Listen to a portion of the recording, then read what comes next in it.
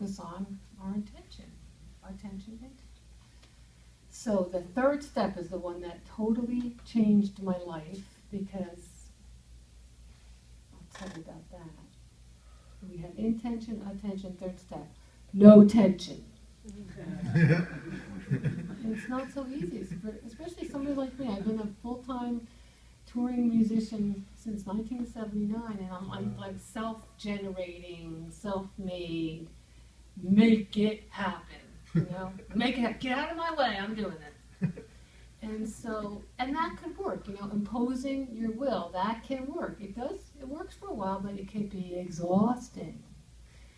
And the distinction that I got that was so magical, and I'm not saying that I don't impose my will and make things happen, and get tense and mad and stuff like that, but at least I know when it's happening, so that helps.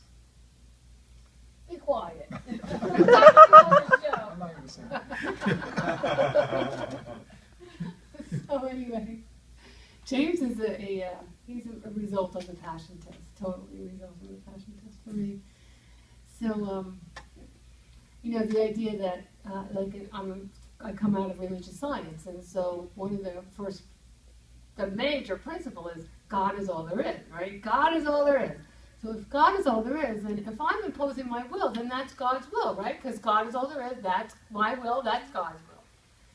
However, here's the big distinction.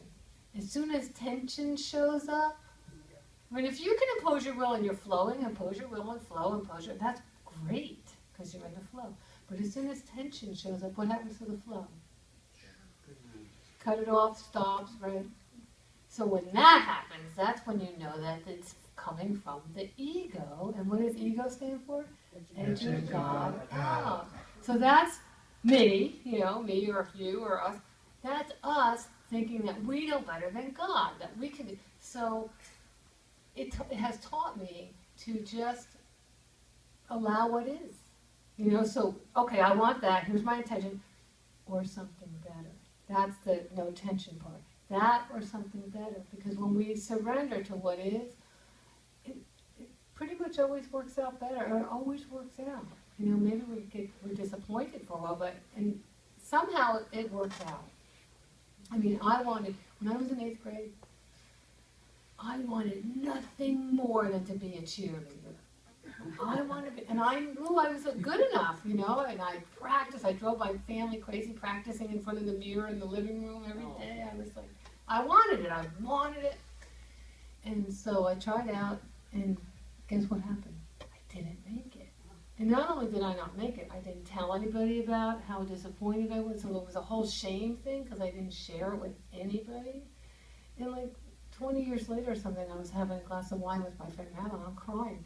I didn't make cheerleading. It still really hurt, right? She says, Elaine, you are a cheerleader. Oh yeah, I guess I am. But then, a couple years after, and I'm here and making everything happen and going for it and taking every job and singing in bars and smoking. So I developed vocal nodules. And I had to go to voice therapy, and I had to learn to speak like this instead of like this, because I used to talk like this more, which is very hard on the voice.